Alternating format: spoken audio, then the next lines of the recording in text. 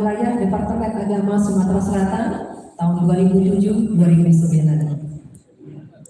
Sebagai Dekan Fakultas Syariah dan Fatwa Palembang dari tahun 1998 sampai 2002. Adapun publikasi beliau yang pertama Islamisasi di Negeri Palembang, UIN Raden Patang Pres Palembang tahun 2021. Kemudian Syekh Abdul Samad Al-Palembani, Biografi dan Warisan Keilmuan, Elek Media Kokotindo 2018. Dan beliau walaupun dia sudah sepuh ya Pak, tapi tetap aktif gitu ya sebagai pembicara jika diundang di dalam seminar ataupun kegiatan sosialisasi seperti ini.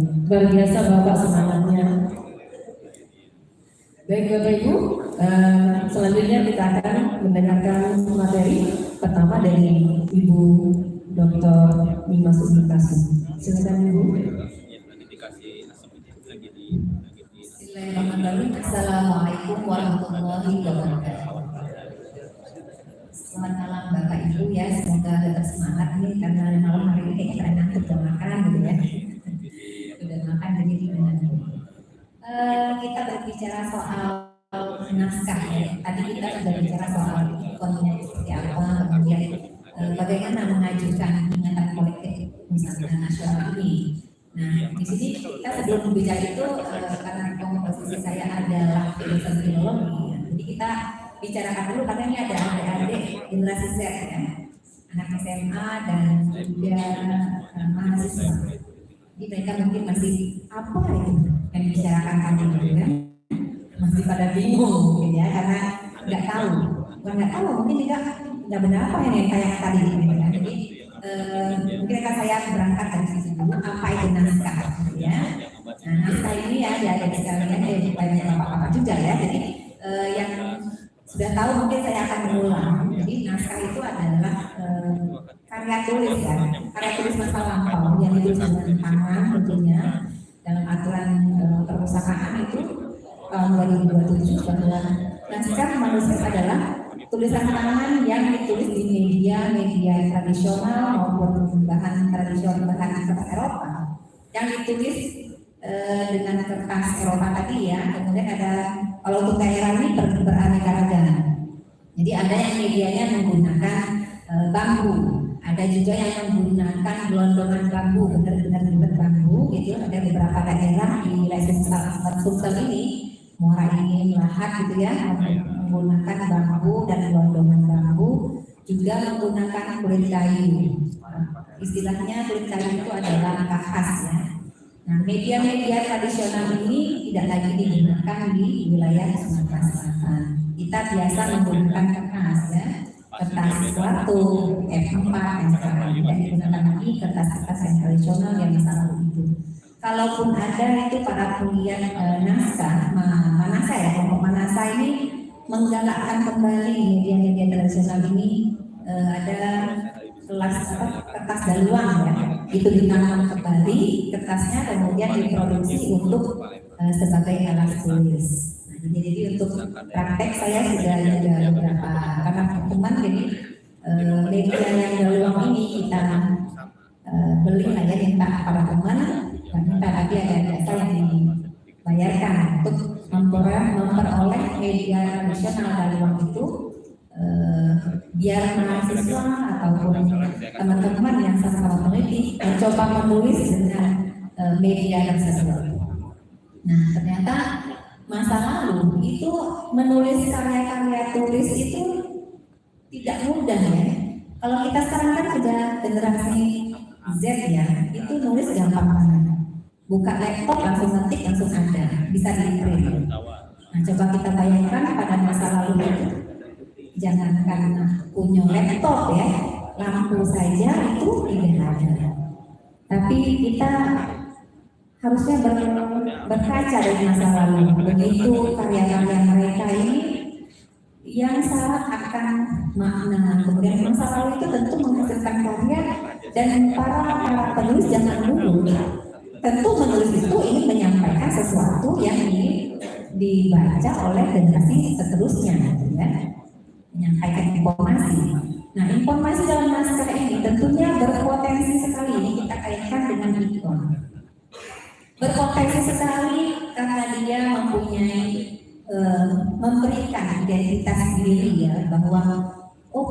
ini punya naskah apa saja.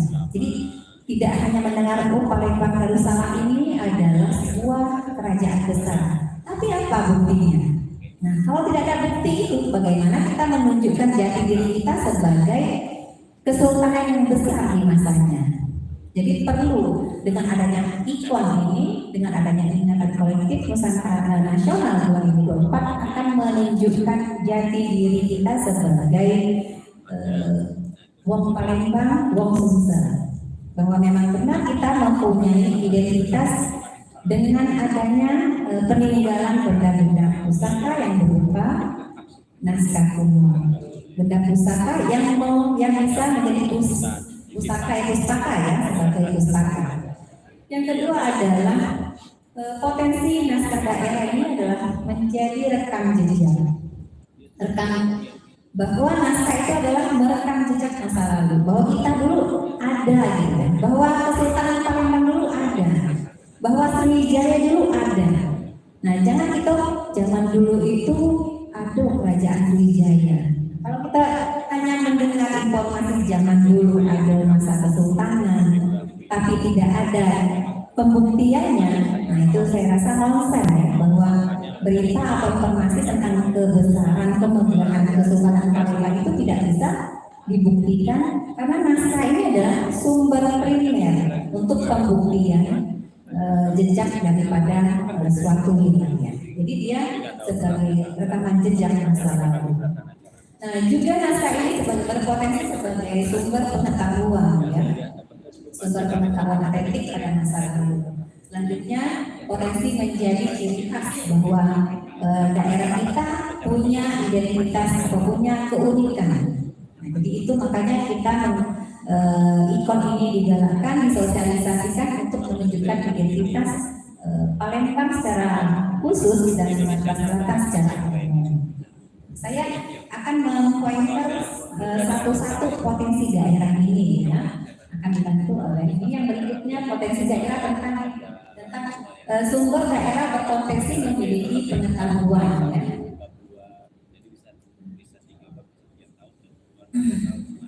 Memiliki pengetahuan di dalam naskah itu, karena naskah ini isinya beraneka ragam ya Bapak Ibu dan adik-adik sekalian.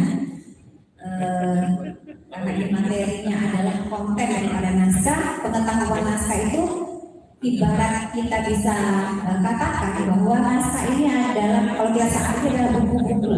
Nah, buku-buku bacaan yang kita baca sekarang.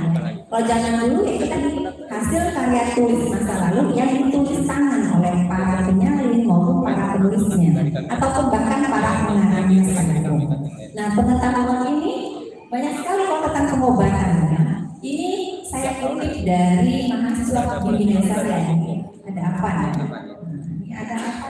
Saya beri saja. Ya Bu, moderator ya. Ini adalah naskah ulung tentang pengobatan bekam. Coba dari zaman dulu memberikan informasi bahwa bekam itu bagus ya untuk alternatif pengobatan. Ini berbahasa, dia pakai aksara ulu, bahasanya adalah bahasa daerah setempat yang menghasilkan naskah tersebut. Bacaannya mungkin ada dari daerah, ya ini kan. Kita baca, kau lagi badarah tibade wang damatuna, kalau kau lagi bekam perna. Jadi disebutkan itu kata-kata bekamnya. Jadi dia mungkin bahasa bekamnya itu dalam bahasa daerah mungkin belum ada, jadi pakai bekamnya itu nggak, istilah bekam tetap terpakai. Bekam peluk mengkelak danau bulala, selebar dengan selebar bun. Pedani Rasulullah. Intinya adalah bahwa bekam itu mengeluarkan darah yang ini adalah yang dianjurkan oleh Rasulullah. Nah itu jadi di dalam naskah disebutkan seperti itu. Jadi pengetahuan dalam naskah ini tentang pengobatan itu sangat relevan sekali informasinya hingga saat ini, Bapak Ibu. Nah kalau naskah-naskah ini terabaikan, kemudian dia tidak terekspos ya, kita tentu sangat rugi sekali ya. Sangat merugi sekali. Pengetahuan masa lalu itu adalah referensi referensi bagi kita, apalagi para akademisi, kemudian para peneliti. Untuk membuktikan sejarah perlu referensi, untuk membuktikan kedokteran medis perlu referensi. Ini kenapa nih bekam nih? Ada nggak panduan yang mungkin apa gitu? Nah, akhirnya ada referensi menyebutkan ini adalah panduan Rasulullah gitu ya. Nah, seperti itu. Selanjutnya Mas, nah banyak sekali pengobatan dalam naskah, khususnya naskah ulu ini dia pengobatan tadi tentang bekam. Ada pengobatan tentang sakit kulit. Nah, sakit kulit juga zaman dulu juga sudah antisipasi masyarakat kita. Sakit kulit ya, ini koleksi museum Bata Putra Dewa ya. Jadi di sini menjelaskan tentang obat gatal, penyakit kulis, korengan gitu ya. Nah, apa saja pengobatannya? Bagaimana cara mengobatinya? Nah, di dalam naskah ini menyebutkan menggunakan daun-daunan yang alam-alam itu. Nah, jadi waktu kapan menulis skripsi dan tesisnya yang berkelanjutan itu saya minta coba cari cepat tunjukkan ini kan ada nggak ini contoh yang disebutkan dalam naskah itu. Nah, kita tunjukkan enggak Bu contohnya. Saya bilang masih ada ternyata tanaman yang diabaikan juga oleh masyarakat. Ternyata berpotensi untuk meningkatkan pengobatan penyakit kulit. Coba nih jantung pisang ya digunakan untuk mengobati malaria dan titik-titik merah. Cicak gitu ya. Cicak ternyata bermanfaat juga. Cicak digunakan untuk luka yang gatal. Dengan cara yang dibakar, ditumbuk, kemudian diolesi gitu ya. Kalau yang menjadi binatang itu dioles. Kemudian ada lagi ada ya. Kita dengar juga beberapa informasi pengobatan masa lalu. Mungkin kita dari orang tua kita. Oh, obat ini menggunakan misalnya kalau kita menghitamkan rambut atau hitam ke alis ya. Zaman dulu kan gerakan nyanyi gitu. Anak bayi itu kalau dia hitam alisnya bakar dulu kemiri. Bakar kemiri lalu mengeluarkan minyak, dioleskan ke alis si bayi. Nah ternyata itu juga ada dalam naskah, gitu kan? Jadi ini ternyata ingatan yang secara terus-menerus kemudian dipraktekkan, ada dalam naskah. Kita lanjutkan, Mas. Nah, tidak hanya pengobatan, jadi naskah daerah, khususnya wilayah Sumatera Selatan, ini kan karena naskah ini adalah produk masa lalu, dia tidak hanya berupa ya karena bacaan juga ya, karya-karya masa lalu ini beraneka ragam, baik dari pengobatan, kemudian ada juga seninya gitu ya.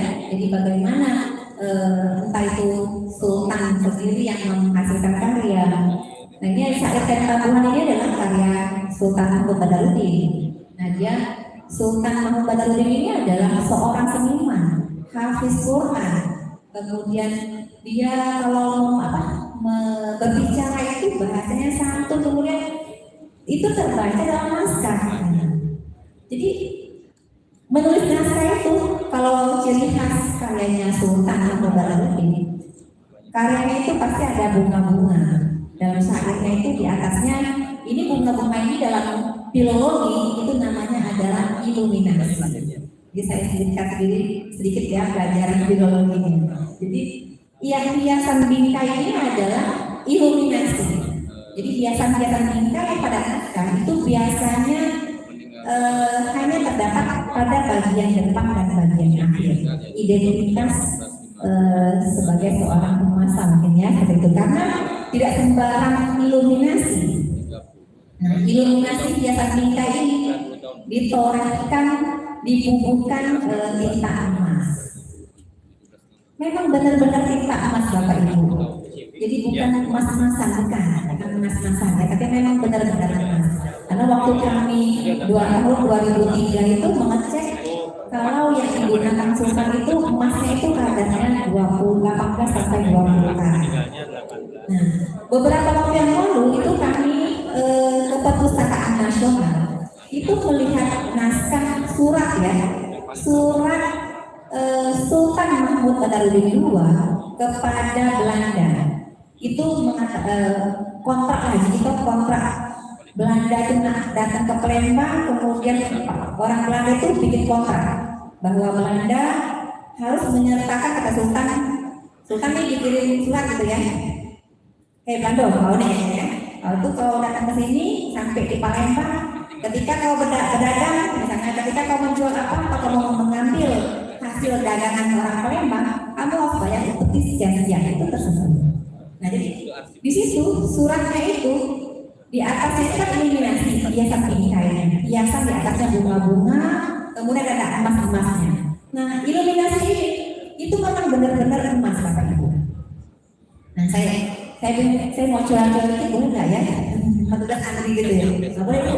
Gitu kan. Jadi memang benar-benar emas karena kita raba itu dia sedikit keras ya. Jadi tasnya juga lebar, mungkin selebar ini.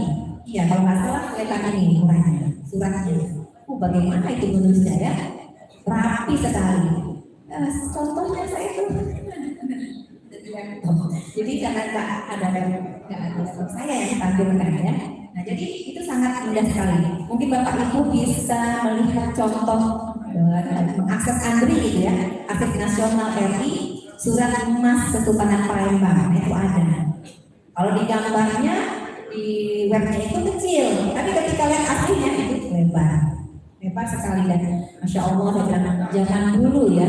Menulis itu ditulis dengan tangan, kemudian rapi pula, bagus, itu indah, pakai hiasan segala macam. Kita itu ya, kalau saya membandingkan saya sendiri, nah kita ini zaman serba mudah, laptop di depan mata gitu ya, tinggal duduk ngetik jadi ngeprint gitu ya. Ini zaman dulu kan lampu aja saya kira sulit. Ya, zaman dulu pakainya apa Bapak Ibu?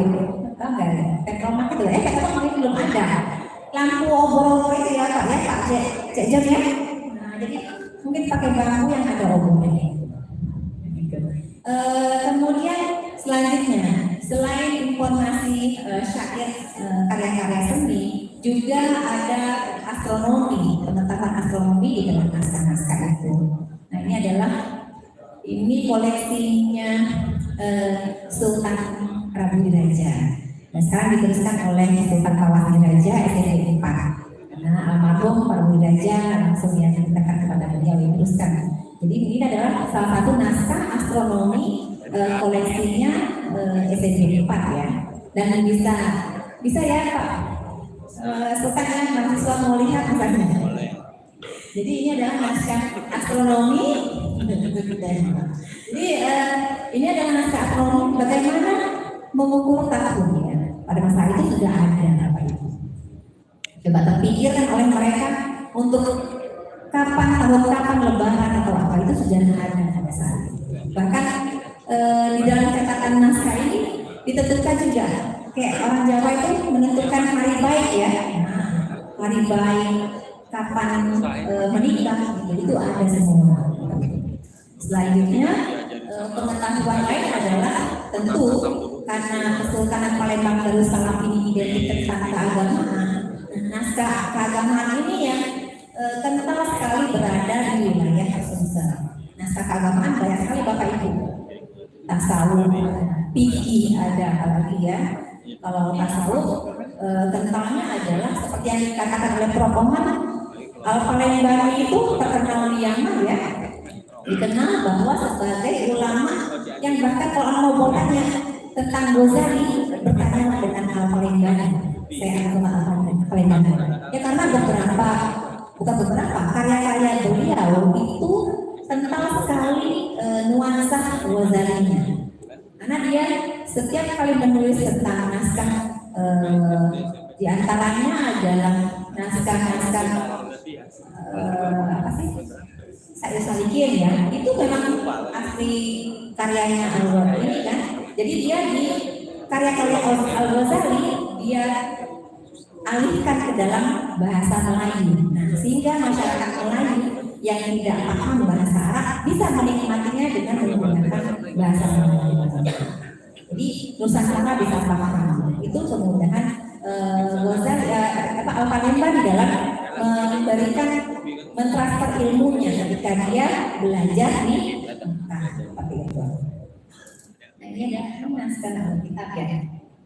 Ini anak keagamaan juga ada Ma'rifah ya. Ini koleksinya Mas Tajudin. Berikutnya adalah undang-undang aturan daerah. Ya karena tentu aturan daerah ada keagamaan ya, ada pengobatan, astronomi, kemudian ada karena suatu wilayah tentu mempunyai aturan undang-undang pada daerah tersebut. Nah, aturan daerah ini adalah Undang-Undang Melayu ya. Undang-Undang Melayu. Mengapa kami cantumkan di sini? Karena menyebutkan Palembang. Apakah Undang-Undang Melayu itu dilahirkan di Palembang? Kita perlu mengidentifikasi lebih dalam. Maka ini adalah koleksi perpustakaan nasional. Karena di sini disebutkan Undang-Undang Melayu dan bahwasanya ini nama negeri Siak, Sri Indrapura dan negeri Perak Darul Ridwan, dan negeri Palembang Darussalam, negeri Patani Darussalam, dan negeri Arab Darussyariful Azim. Jadi semua mencakup wilayah Melayu menggunakan naskah undang-undang Melayu ini. Jadi perlu pengkajian lebih mendalam. Ini koleksi perpustakaan nasional dan rapi ya, masih bisa terbaca dengan jelas. Oke, selanjutnya adalah Undang-Undang Simbol Cahaya. Ini diantaranya ya, karena ini Simbol Cahaya konon ya ditulis oleh Ratu Sinuhun. Tapi kita perlu sebagai seorang peneliti perlu menggali keabsahannya. Tidak langsung menerima, tapi kita perlu mengidentifikasi kemudian menggali keabsahan. Benar nggak berapa ini ditulis? Itu perlu dikaji secara mendalam, baik dari segi media kertas, media naskah yang digunakan, ataupun tinta yang digunakan itu bisa digali, Bapak Ibu. Nah, dalam Simbol Cahaya ini kan koleksi Eskizer ya, yang berada di Leiden. Bahwa di situ disebutkan Undang-Undang Simbol Cahaya ini ada ya, aturannya. Yang pertama itu adalah adat bujang gadis dan kawin. Nah, di sini bagaimana aturan bujang gadis di wilayah Sumsel ini? Lanang nyowel betino, kan modal jangan masing-masing. Jangan nyowel, ngintip baik ketahuan itu tenang. Tidak ini tidak bukan sembarang ya, dan itu bahkan menggunakan emas ya, seperti itu. Nah, ini pasal tentang bujang gadis ini membahas 32 pasal. Banyak juga poin-poinnya, tentu kalau dibahas sudah nanti kita bahas pada kegiatan seminar nanti ya mungkin saja siapa tahu ini berhasil untuk kita ajukan sebagai ikon Sumsel tahun 2024. Kemudian aturan marga ini terdiri dari 29 pasal. Kemudian aturan dusun dan berladang, tadi aturan kata propoman tadi ada bercocok tanam ya, ada juga bagaimana bercocok tanam, bagaimana pembagian hasilnya itu diatur dalam Simbol Cahaya ini. Nah, naskah Simbol Cahaya koleksi Leiden ini terbaca oleh kami itu menggunakan aksara Jawa, tidak ada Latinnya, ya aksara Jawa. Tapi saya belum membaca secara seluruhnya, apakah dia ada kolaborasi bahasa Jawa atau mana? Kita perlu pengkajian ya. Atau nanti sudah dapat ya copyright dalam bentuk digitalnya. Mudah-mudahan Sultan Pawas ini bisa membantu kami. Ya. Yang berikutnya adalah aturan kaum. Aturan kaum ada 19 pasal. Nah, satu lagi aturan pajak. Masa itu ya. Di masa itu ini aturan pajak sudah ada. Ini ada orang pajak nih. Pak Irfan ini orang pajak. Orang Palembang yang kerja di pajak. Masa lalu itu sudah ada nih Pak Irfan. Bagaimana pajak itu diberlakukan di wilayah Palembang dan Sumatera Selatan. Saya saya belum membaca yang pajak ini secara detail. Kalau yang aturan bujang gadis, aturan marga, dusun berladang itu saya baca di museum kita, Museum Sultan Mahmud Badarudin ya. itu dalam Latin. Nah, apakah ini karena yang koleksi museum ini adalah itu hasil kerja orang Belanda? Jadi apakah benar naskah itu adalah yang asli ada di Medan itu? Ngomong-ngomong gitu ya. Nah, yang terakhir adalah adat perhukuman. Nah, adat perhukuman ini banyak sekali pasalnya. Terdiri dari 64 pasal. Pasal 59 sampai 64 itu tentang aturan bagi uang dan jabatan. Dalam Simbol Cahaya ini beraneka sekali aspek kehidupan manusia, baik pergaulan, kemudian kehidupan sehari-hari, kemudian dalam bercocok tanam, kemudian dalam pembayaran pajak, dan aturan kaum, bagaimana kelompok A kelompok B, bahkan itu ada hukum yang berlaku. Coba ada nggak hukum misalnya maling ayam gitu? Kamu tahu ada di situ hukumannya apa? Kan kita, karena saya belum baca naskah aslinya. Kalau versi yang koleksi Leiden ya, tapi koleksi di Palembang itu terputus, tidak ada menyebutkan yang belum tetap secara lengkap ada hukumannya, tidak lengkap isinya. Seperti itu, Bapak Ibu. Nah, mungkin yang tadi ya kita sudah bahas soal naskah dan potensi naskah itu menjadi ikon, bahkan potensi naskah ini adalah sangat berpotensi ya untuk sebagai jati diri tadi, ya, jati diri bangsa kita. Terakhir, semua naskah tadi itu adalah yang kita sebutkan tadi memiliki potensi ya, untuk menjadi ikon, ingatan politik nasional. Yang mudah-mudahan Simbol Cahaya dapat kita usung ya, menjadi ikon pada tahun ini, mudah-mudahan dilancarkan. Maka saya berharap itu karena naskahnya ini ya Pak Bapak-Bapak dan Bapak itu naskah aslinya itu tidak ada di Palembang. Nah, apakah itu bisa diajukan gitu ya? Karena di Palembang ini hanya ada fotokopiannya dalam bentuk yang sudah dialih-aksarakan oleh Belanda dalam bahasa Belanda, dan Latinnya ada, bahasa Belanda, kemudian Jawanya ada juga. Itu di museum dan perpustakaan tersimpan. Nah, mudah-mudahan program ini bisa mendukung terwujudnya Simbol Cahaya sebagai organisasi.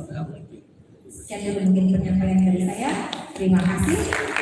Wassalamualaikum warahmatullahi wabarakatuh. Assalamualaikum warahmatullahi wabarakatuh. Terima kasih Ibu yang telah memberikan materi terkait dengan potensi naskah daerah. Bapak Ibu, untuk efisiensi waktu, kita akan lanjutkan ke materi kedua. Kami persilakan kepada Ibu Dr. Farida.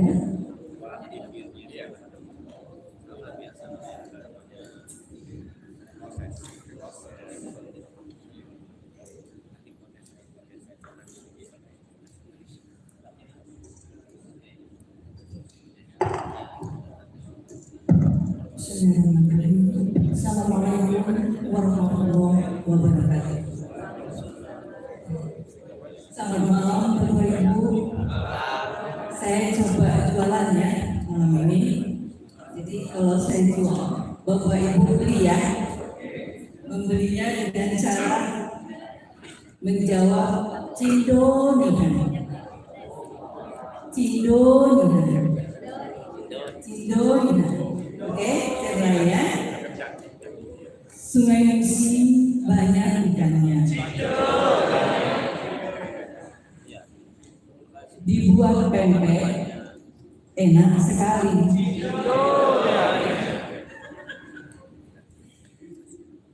Sosialisasi pengarus taman naskah ini sangat berguna bagi kejayaan bangsa ini. Kemudiannya hilang ternyata. Alhamdulillah pada pertemuan malam ini semoga menyentuh. Masih ada komentar kita yang terakhir Bapak Kiai. Saya mikir dalam beberapa hari ini saya ngomong apa gitu. Rasanya saya tidak layak untuk berbicara di depan Bapak Ibu, apalagi di depan guru saya yang terhormat yang dari Jakarta. Terima kasih atas kesempatannya juga kepada panitia dan tentunya Dinas Perpustakaan daerah Sumatera Selatan. Saya coba membahas tentang, tolong ditayangkan, saya lupa judulnya, jadi harus PM.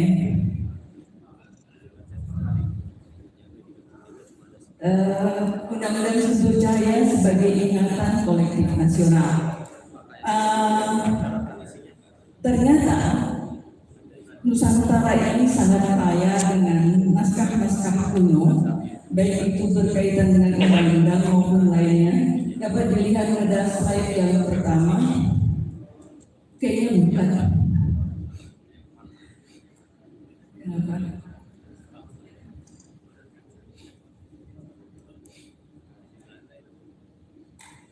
Sudah, mana? Saya sudah kirim semua.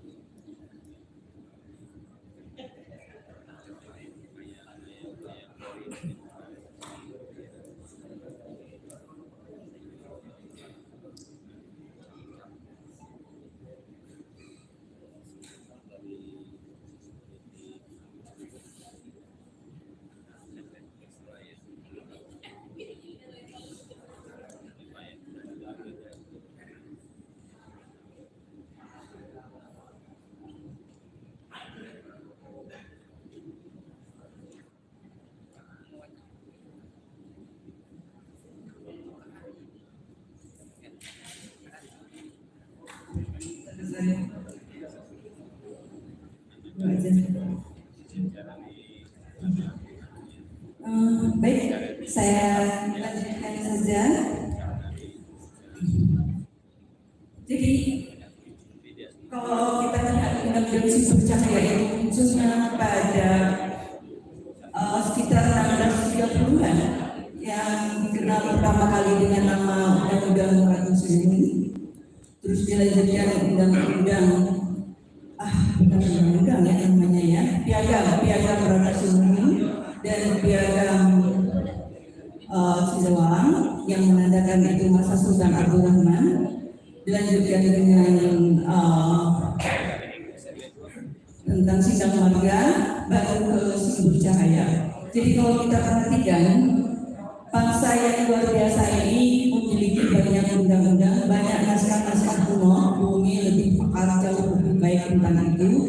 Tetapi tampaknya memang masing-masing daerah kita kenal memiliki semuanya itu. Walaupun kita harus lihat urut waktunya berbeda-beda. Misalnya yang ada di Bengkulu itu lebih muda, di Jambi itu lebih muda. Kalau kita lihat di Melaka lebih tua. Tapi bagaimanapun naskah Undang-Undang Sumber Cahaya itu luar biasa. Pertama dilihat dari tuanya, kedua dilihat dari detailnya, ketiga dilihat jangkauannya, dan keempat dia menjadi memori yang sangat luar biasa bagi masyarakat Sumatera bagian selatan. Saya katakan luar biasa karena saya pada tahun 2011-12 pernah melakukan sedikit wawancara dengan orang-orang tua, terutama di daerah Ogan Komeng Ilir. Tahu tidak apa itu Undang-Undang Sumber Cahaya? Maka dengan spontan nenek-nenek itu mengatakan bahwa Ratu Siliwangi namanya gitu kan. Jadi dari cara mereka menjelaskan itu saja sudah kelihatan bahwa masuk ke jiwa mereka. Apakah generasi sekarang ini seperti itu? Allah alam ya. Itulah gunanya saya pikir sosialisasi yang dilakukan seperti ini, karena saya lihat dari undangannya banyak juga yang berasal dari daerah kita di Sumatera Selatan. Tentunya apa yang kita lakukan di sini juga akan tersosialisasi juga di daerah-daerah lain. Ini yang saya sampaikan tadi bahwa banyak sekali bangsa ini memiliki undang-undang yang luar biasa, dan diantaranya adalah Undang-Undang Sumber Cahaya. Next. Ini contoh saja beliau bumi yang punya banyak gambar-gambarnya saya punya terbatas. Kita lanjutkan. Di sini saya coba tadi sudah jelaskan mulai dari gambar Ratu Sinuhun abad 17, terus piagam Cindewala. Ini menunjukkan masa pemerintahan Sultan Abdul Rahman. Ya, di penghujung abad 17 masuk awal ke abad 18. Jadi pemerintahan piagam Ratu Sinuhun ini melewati 4 masa ya barangkali. Masa kerajaan, masa kesultanan, masa kolonial, masa kemerdekaan. Sampai 1983 dengan diberlakukannya pemerintahan desa. Marga hilang, dusun sekarang sudah berada di bawah desa dan lain sebagainya. Ya, nah, nama bisa berbeda, tetapi hakikatnya sama. Dikatakan bahwa itu tetap Ratu Sinuhun. Walaupun kalau kita lihat dari segi bahasa, Sinuhun itu artinya baginda. Tidak ada perempuan diberi nama baginda. Jadi itu laki-laki. Jadi masih debatable, Bapak Ibu. Apakah undang-undang Ratu Sinuhun ini ansih produk perempuan, bukan karena saya perempuan, ya, atau masih butuh penelitian lebih lanjut seperti itu, ya. Dan saya baru beberapa hari yang lalu dari Arsip Nasional, saya menemukan bahwa dari abad 17 nama raja-raja Palembang itu selalu pakai ratu. Sultan Ratu Ahmad Najamuddin, Sultan Ratu Mahmud Badaruddin. Saya tidak ingin melanjutkan begitu sesi terus tentang membahas lebih lanjut apakah itu Ratu Sinuhun. Ya, kadang-kadang kita melihat sebuah peristiwa bersejarah itu dari kacamata kita sekarang. Kalau ratu itu pasti bertemu, maaf perempuan. Padahal pada masanya itu sesuatu yang bertolak belakang atau sesuatu yang sangat berbeda seperti itu.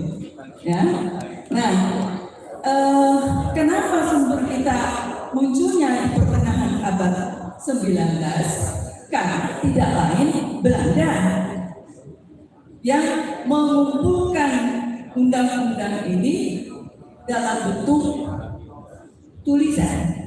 Disebutkan bahwa pada tahun 1850-an Presiden De Broglie itu memerintahkan agar undang-undang ini dikodifikasi. Jadi saya berpikir begini ya, saya pernah baca sebuah tulisan mengatakan bahwa ini dulu ditulis pakai aksara dulu. Mungkin Pak Wahyu bisa nanti lebih menjelaskan. Tapi apa mungkin? Bukankah aksara dulu itu ditulis di tulang, di kayu, di bambu, di tanah kerbau? Buktinya masih ada sekarang. Kenapa itu tidak tertulis? Saya berpikirnya begini, orang kita Sumatera Selatan itu ada budaya panganan. Kami pindah di daerah panganan itu begini. Kita itu mempunyai tradisi untuk membatasi tindakan seseorang itu dengan panganan. Jangan tegak di lawan, jangan berdiri di pintu. Tidak baik. Maghrib mesti balik, ayamnya balik. Maghrib itu harus pulang, karena maghrib ayamnya itu pulang. Masa orang nggak pulang? Seperti itu. Jadi itu memori kolektif yang turun-menurun dari generasi sebelumnya ke generasi setelahnya. Makanya dikatakan bahwa undang-undang sumber cahaya itu bukan tertulis, tetapi tradisi yang menurun. Makanya sumber tertulisnya itu dikatakan baru ada pada pertengahan abad 19. karena ada perintah. Kita ketahui kan kalau pejabat Belanda itu harus buat laporan kalau masa jabatannya itu seperti itu yang terjadi, ya. Dan dikatakan Gersen menuliskan pada 1876 bahwasanya masyarakat Uluan itu kehidupannya sangat dikendalikan, sangat berperannya undang-undang Ratu Sumber atau undang-undang sumber cahaya. Penamaan undang-undang sumber cahaya oleh kolonial, sepengetahuan saya ya. Kalau ada sumber lain, saya dengan senang hati menerimanya seperti itu. Nah, dan itu baru kita lihat sesuai dengan sejarahnya 1887, 1892 itu ada sumber lain 1893 munculnya undang-undang sumber cahaya, terus hari 1932 dicetak.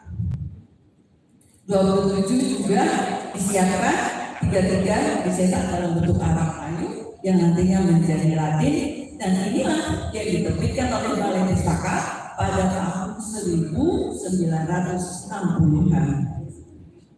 Saya membaca cetakan yang terakhir itu, atau ada yang melihat tahun 90 seperti itu.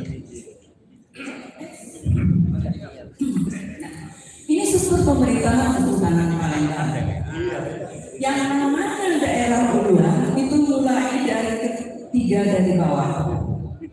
Ya, yang itu semua dari atas, Sultan dengan pejabat-pejabat di bawahnya. Itu PMA itu adalah penata agama, urusan agama, terus urusan kehakiman, perdana menteri, dan ATM-nya Sultan, Syah dan Dara. Terus, nah baru yang ke bawah ini seperti ini. Ya, ada marga, ada proati, dan lain sebagainya. Nah, Uluan itu mulai dari 3 dari bawah. Nomor 3, Kepati, Proati, Mata Galuh. Kalau agama itu mulai dari Umul, lebay seperti itu. Ya, saya ingin menunjukkan bahwa memang undang-undang sumber cahaya itu berkait erat dengan masa Sultan seperti itu. Dan dia masuk ke dalam hierarki dari struktur pemerintahan Kesultanan Palembang. Kita lanjutkan. Bapak Ibu, tadi kalau Imas menyampaikan tentang pasal-pasal dan lain sebagainya, saya juga menjelaskannya selintas diambil dari Amri Yudel 2. Kita lanjut aja. Nah, ini dari struktur tadi pemerintahan market itu ini ya, independen ya. Disebutkan ini bersamanya banyak ya. Kalau masalah kecil diselesaikan di daerah, kalau masalah besar itu harus dibawa ke pusat pemerintahan di Palembang. Salah satunya adalah di Sumpah di atas Bukit Siguntan. Tuh sanksinya. Tapi itu kalau susah berat. Seperti apa? Membunuh pasiran atau Kepati, melakukan pemberontakan di mana daerah perbatasan seperti itu ya. Kalau di dalam Lembang licaknya lama-lama ya. Nah, kita lanjutkan. Sorry, waktunya saya punya nanti ya. Nah, ini kenapa saya harus taruh begini? Ini luar biasa menurut saya. Sanksi yang diberikan berdasarkan undang-undang sumber cahaya itu 1 denda, 2 sanksi sosial. Denda itu tadi kalau Imas menyebutkan 2 ringgit. Saya perhatikan ya, saya baca-baca sambil lanjut. Ternyata 2 ringgit itu sama dengan 1 kambing. Jadi itu paling rendah. Senggol dikit langsung 2 ringgit. Pegang 4 ringgit. Bagi 2 kambing. Itu sudah dekat lebaran. Gitu kan, seperti itu. Nah, kalau bicara kerbau, maka itu 4 ringgit. Jadi nilai kerbau itu 2 kali kambing. Saya pikir tidak ada kerbau kecil ya. Apalagi kita ini terkenal dengan kerbau rawa. Jadi artinya kambingnya sudah harus besar. kalau itu uang ya. Nah, denda tadi ya, uang, binatang biasanya begitu. Jangan, kamu bayar dengan padi, jangan seperti itu ya. Nah, satu lagi sanksi sosial. Sanksi sosial di dalam masyarakat kita luar biasa yang sekarang tentunya sudah banyak yang berubah. Saya ambil contoh saja ya. Misalnya seseorang menghina seorang pasiran, maka dia sanksinya itu satu keluarga dikucilkan. Bapak Ibu, adakah sekarang ini hukum yang seperti itu? Di samping dia harus membayar denda, dia juga harus membayar bahwa dirinya dan keluarganya itu dikucilkan. Bahkan saya pernah baca satu sumber menyebutkan jika sebuah desa mengganggu desa yang lain, oknumnya ini ya, bukan sesuatu menyerangkan, maka sedesa-desanya itu takut. Jadi bisa dibayangkan betapa takutnya orang untuk melakukan kesalahan. Bisa saja informasi yang saya terima itu salah ya, tapi pada tidak, bagi saya itu adalah sesuatu yang luar biasa untuk mengontrol seseorang, sekelompok orang untuk melakukan hal-hal di luar normal yang berlaku pada waktu itu. Ya, kalau itu diwujudkan sekarang, alhamdulillah mungkin kita aman betul ya. Kita lanjutkan ya. Ini contoh case saya tunjukkan. Ini tadi foto ini adalah salah seorang pasiran generasi ketiga di daerah Pasaman seperti itu. Ya, dari Bupati Hasinata Suma generasi ketiga seperti itu. Lanjut. Ada hal-hal yang ingin saya sampaikan kepada Bapak Ibu yang menurut saya itu luar biasa dari Sibu Cahaya. Contohnya, ya, larangan ambil anak. Maksudnya adalah ketika seorang laki-laki perempuan menikah, maka laki-lakinya nggak boleh ke perempuan. Ya, bukan kayak di Semendo, tunggu-tunggu itu kan beda lagi ya ceritanya. Jadi kita berbicara secara umum. Jadi tidak boleh anak laki-laki itu ke tempat perempuan kecuali ada hal khusus barangkali. Ya, nah jadi istri harus ikut suami. Dan waktu itu ternyata saya yakin ini sudah masa kolonial, ya, karena ada pembatasan. Mas kawin tidak boleh lebih dari 1 suku emas 6,7 gram. Ya, dan tidak boleh ada uang jujur. Nah, Bapak Ibu, di dalam sejarahnya uang jujur ini luar biasa. Jadi karena uang jujur itu adalah uang yang wajib diberikan oleh pihak laki-laki ke pihak perempuan.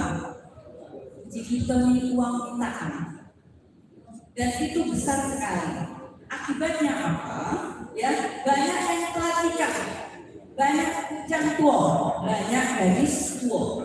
Maka pemerintah kolonial Belanda membuat aturan bahwa itu harus ditiadakan. Saya yakin betul ini adalah produk perubahan yang dilakukan oleh kolonial Belanda. Makanya muncul tanpa uang jujur. Seperti itu. Saya yakin betul. Karena tidak akan mungkin itu muncul pada masa asli sebelum kolonial. Ya. Karena latar belakang munculnya tidak boleh ada uang jujur ini karena ini. Karena selama ini berlaku uang jujur itu mengakibatkan pada telah menikah. Ya, nah terus kita lihat denda ya. Kalau hamil di luar nikah 12 ringgit, jadi 12 6 kb ya. 6 kb kalau ketol 3 ke bawah. Seperti itu. Jadi bisa dikalikan berapa kalau dirupiahkan sekarang ini. Ya, tidak ada pelakunya. Nah ini yang menarik berbeda. Pancing atau kapancing. Saya ingat di daerah Kongo itu, di daerah saya, Jakarta. Kalau kita itu dapat hukuman, itu kapancing. Kapancing itu artinya dihukum. Boleh dijemput, boleh berdiri di balik papan tulis dan lain sebagainya. Jadi kapancing itu adalah hukum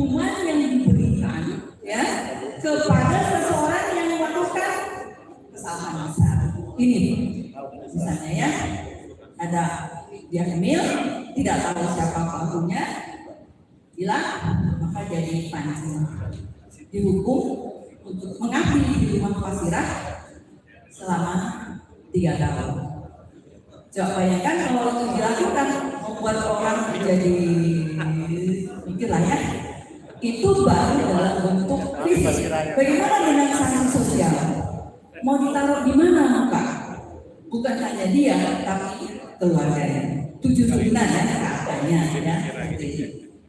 Nah, terus soal ringgit-ringgitan ini ternyata ada angka yang saya temukan itu sungguh besar, 32. Biasanya maksimal 12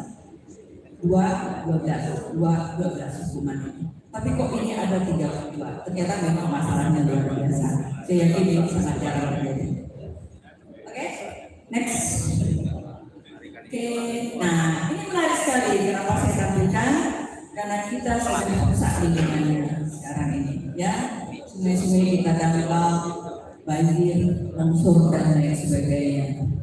Jadi di dalam Undang-Undang Sumber Daya Bab 3 pasal 31 disebutkan tidak boleh menubai. Apa Bapak Ibu menubai? Nuber. Apa lagi istilahnya itu sebut? Nah, meracuni sungai sehingga kakek nenek cicit mati semua. Ternyata itu sudah berlaku di Undang-Undang Sumber Daya. Ya, terus tidak boleh nebang kayu sembarangan, terus dibuang ke sungai, seperti itu ya, dan dendanya cukup tinggi. Terus nebang batang sialang. Pohon sialang itu saya juga agak heran ya, kenapa dia luar biasa pada Sumber Daya. Seperti apa ini? Saya juga masih belum paham. Gitu ya, saya hanya mengutip saja. Bahkan dikatakan dia bisa sampai 40 ringgit kalau sampai menebang batang itu tanpa izin. Ya. Terus larangan menebang plutung, tulin, tembesu. Ya. Terus ternyata ini ada kulit pohon kerawat, mungkin kerawat ya kalau sekarang ini ya. Diambil kulitnya saja tanpa menebang, maka dia akan terkena denda. Seperti itu, ya. Terus ada lagi tidak diperkenankan memetik kapas sebelum benar-benar masak. Saya membayangkan ya, karena mungkin bisa saja salah. Nah, kebetulan saya cukup mengenal kawasan Indramayu. Itu dari bunganya itu sudah diborongkan, apa sih namanya, hijau ya. Bayangkan itu tebak-tebak. Ini kira-kira berapa sekian? Dan itu berlaku sekarang. Di kita juga kalau dulu Bapak Ibu tahun ini luar biasa ya semuanya.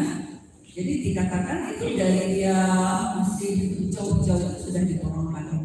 Kita nggak tahu seperti apa masih hijau atau bagaimana. Tapi ternyata pada masa lalu Undang-Undang Sumber Daya itu menyatakan bahwa tidak boleh pohon-pohon itu terutama kapas ya, sebelum benar-benar masak. Kenapa kapas itu masuk kategori itu? Bapak Ibu harus diketahui bahwa daerah pembuahan itu biasanya memproduksi sendiri. Saya punya satu, walaupun kasar dibandingkan dengan Palembang, karena mereka menanam sendiri dari kapas sendiri. Tuh, saya temukan di Asia. Ya, jadi apa ya? Masalah lingkungan itu ternyata luar biasa sudah diatur. Jika ya sosialisasi tentang isi dari kitab Undang-Undang Sumber Daya itu dapat terus-menerus didengungkan, saya yakin alam kita menjadi lebih baik. Ya, masalah kerusakan moral juga akan lebih baik seperti itu. Kalau tadi pembicara kita yang Muhammad tidak mengatakan bahwa acara sosialisasi ini dan mendaftarkan naskah, saya malah berpikir lebih jauh lagi bagaimana jika bagian-bagian atau poin-poin penting dari Sumber Daya itu dapat kita terapkan kembali agar alam ini, moral ini menjadi semakin baik itu harapannya. Sebab ada satu kabupaten di Sumatera Selatan ini, yaitu Banyuasin 2, daerah Susang, mereka menerapkan itu. Mencoba kembali pada masa pakai seperti itu. Di Bengkulu, saya baca dari tulisan Prof. Sirajuddin itu dikatakan bahwa bagian-bagian dari simbol cahaya itu dapat diterapkan pada masa sekarang ini. Kalau pihak lain bisa, kenapa tidak? Alam kita sudah semakin besar, orang anak-anak muda kita juga sudah semakin mengkhawatirkan dan lain-lain, dan kita punya pirantinya, yaitu undang-undang sumber daya. Itu harapan sebagai orang kecil bagian dari Sumatera Selatan. Seperti itu. Kita lanjutkan. Bapak Ibu, undang-undang sumber daya itu luar biasa. Kalau dikenal dengan istilah Sumatera bagian selatan, maka jangan undang-undang sumber daya itu juga Sumatera Selatan. Fakta tertulis menyebutkan ya, undang-undang sumber cahaya Bangkahu atau Bengkulu itu benar-benar ada. Ya, kenapa demikian? Saya coba menelisiknya. Ya, di bukunya Prof. Sirajuddin itu disebutkan bahwa ada 4 etnis asli Bengkulu: Rejang, Lembah, Pasaman. Rejang itu terbagi 2, Bapak Ibu. Ya, dari sumber arsis menyebutkan Rejang itu separuh masuk Palembang, separuh masuk Bengkulu. Jadi kalau kita berbicara Rejang, itu kita berbicara Palembang juga. Jadi kalau dikatakan Monas itu dari emas Rejang, bisa jadi kita juga ikut ambil bagian menaruh emas di sana, ya, walaupun itu masih debatable seperti itu. Ya, Lembah itu juga daerah Sumatera Selatan. Dia di kawasan Bukit Barisan yang berbatasan langsung dengan Sumatera Selatan, apalagi Pasaman. Ya, luar biasa. Jadi orang-orang ini wajar saja jika dia membawa undang-undang simbol cahaya itu keluar dari batas-batas yang ada sekarang ini. Ya, seperti itu. Nah, di mana batas antara Bengkulu dengan Palembang? Ini yang diperhitungkan antara Guntingnya dengan Martes pada tahun 1818. Ini di mana sih batasnya? Aduh, Masya Allah. Ya, ini ternyata batasnya. Next. Ini Bapak Ibu, kita lihat ya, batas antara Sumatera Selatan dengan Bengkulu ini Pangkal, ya, Pasaman Lebar, Ulu Mana, ya, Ulu Lintang, dan lain sebagainya. Semua berbatasan. Jadi wajar saja jika simbol cahaya masuk ke Bengkulu, terus masih ada Siritai, begitu juga dengan Lampung, ini juga orang Sumatera Selatan, begitu juga di Jambi, kawin-kawin antara Sumatera Jambi dengan Nusa Tenggara, dan ini wilayahnya bisa dilihat. Ini adalah Sumatera bagian selatan, termasuk Bangka Belitung. Next. Nah, kita lihat bahwa undang-undang sumber cahaya mendasari kehidupan sosial masyarakat di Sumatera bagian selatan. Nah, satu lagi yang ingin saya sisir adalah bahwa tadi pemerintah provinsi Sumatera Selatan di atas kertas menempatkan undang-undang sumber cahaya sebagai akar dalam mengembangkan dan membina budaya Sumatera Selatan. Amin. Semoga itu tidak hanya di atas kertas. Ini Palembang. Balik lagi, Cindonia. Kita mulai. Undang-undang simbol cahaya menyebar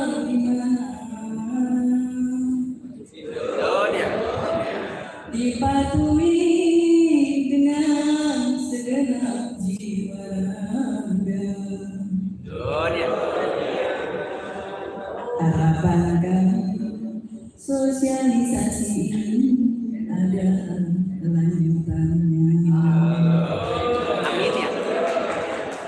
Kami sangat mendukung dengan semangat yang tiada. Bila kita dengar, Assalamualaikum warahmatullahi wabarakatuh. Assalamualaikum warahmatullahi wabarakatuh. Terima kasih Bu Dr. Farida, luar biasa Ibu semangatnya supaya kita nggak ngantuk ya Ibu. Pakai pangku terus diakhiri dengan ini apa tadi? Syair apa ya? Baik, boleh kita beri tepuk tangan sekali lagi Bapak Ibu. Baik, selanjutnya kita akan mendengarkan materi dari Bapak Kiai Haji Muhammad Abdullah MHI. Silakan Bapak.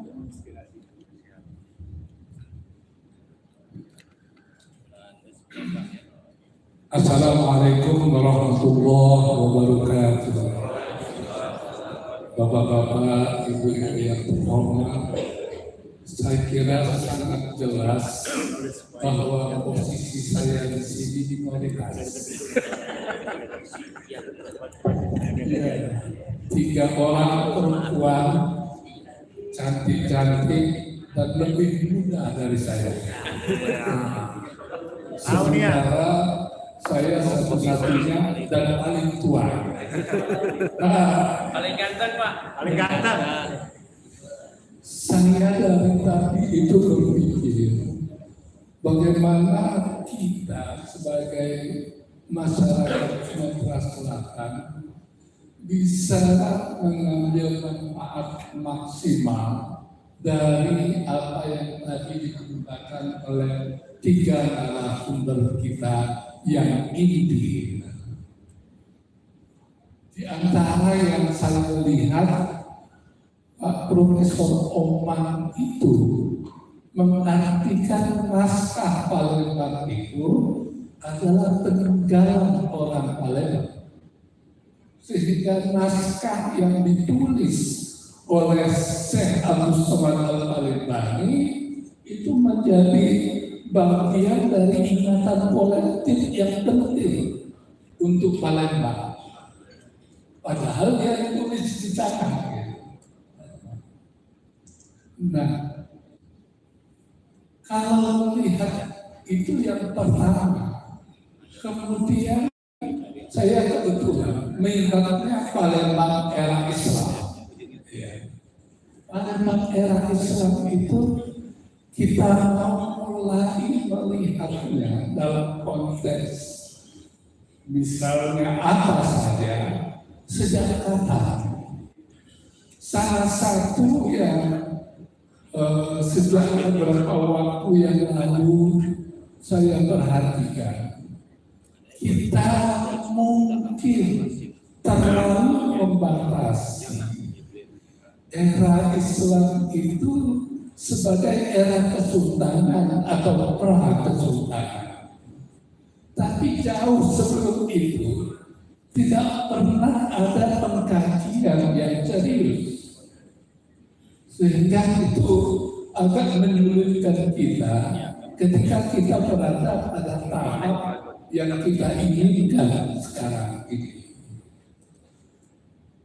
Ada sesuatu yang menarik dari pengalaman-pengalaman kecil sebagai orang yang tidak terdidik betul dalam pendidikan sejarah. Kalau para perempuan cantik ini kan dengan hasil pendidikan ilmu sejarah, saya itu cuma pernah sekamar 5 bulan masing-masing. Pertama dengan almarhum Pak Salman Ali. Ketika penelitian program latihan penelitian agama diselenggarakan oleh Balitbang Agama tahun 76-77. kebetulan Pak Salman itu dididik pembimbingnya adalah Profesor Taufik Abdullah. Jadi ketika itu saya bisa ngopeng Bu Farida, bukan belajar serius ngopeng, tapi juga karena Pak Salman ini berusaha banyak bertanya juga kepada saya juga harus ikut berpikir. Ada sesuatu yang saya catat. Apakah bukan Pak Salman orang yang pertama kali memberi gelar Sultan Mahmud Badarudin I, Sultan Mahmud Badarudin II, karena itu pada akhir 76-77. Itu dia bertanya sambil berguling dengan saya. Ya, kan dijawab gitu. Satu Amanpura Timur. Di tangan tidak ada. Ya, akhirnya mana kalau kita juga sebagai orang yang tidak mengerti, saya bilang begitu. Dan ternyata nanti Sultan Mahmud Badarudin II. Jangan-jangan ini ya, ya kalau dari yang kedua, pernah satu kamar dengan almarhum Profesor Lesti Kajen. Waktu dia menyelesaikan tesis MA-nya yang harus mendapat pembimbing lagi di Indonesia setelah dari Leiden, dari Belanda ya, dari Belanda. Saya juga sekamar 5 bulan. Iya. Dan sering bertukar pikiran. Jadi dari tadi saya pikir pertemuan kita ini bisa menjadi sesuatu yang sangat historis kalau kita berani mengambil kesimpulan sesuatu yang menyangkut akan kita kerjakan pada masa yang akan datang secara politik. Ya, yang belum kita lakukan mungkin itu. Saya punya pengalaman kecil terakhir pada tahun lalu ketika berada di Malaysia.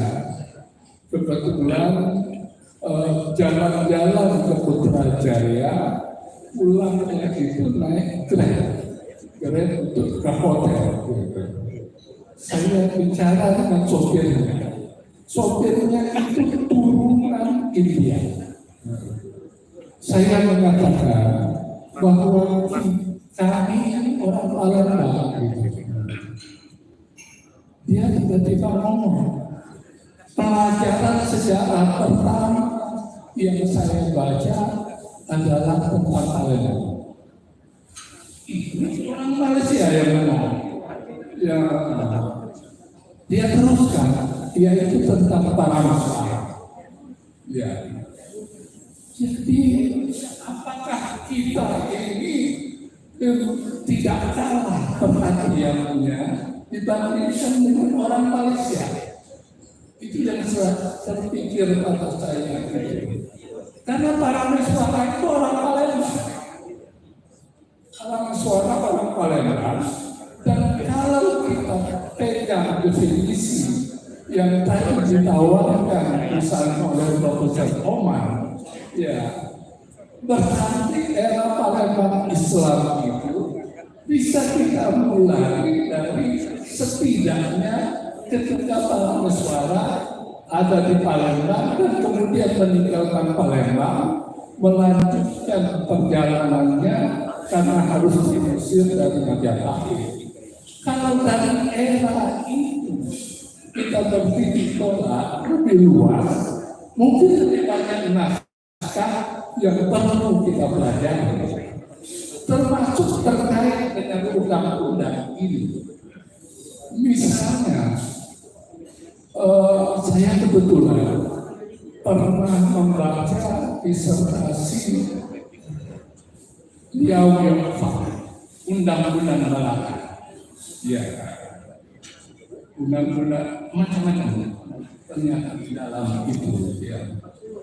Undang-undang Malaka itu ternyata banyak sekali bahasa Melayu yang Palembang. Ya, saya itu selalu mencatat itu.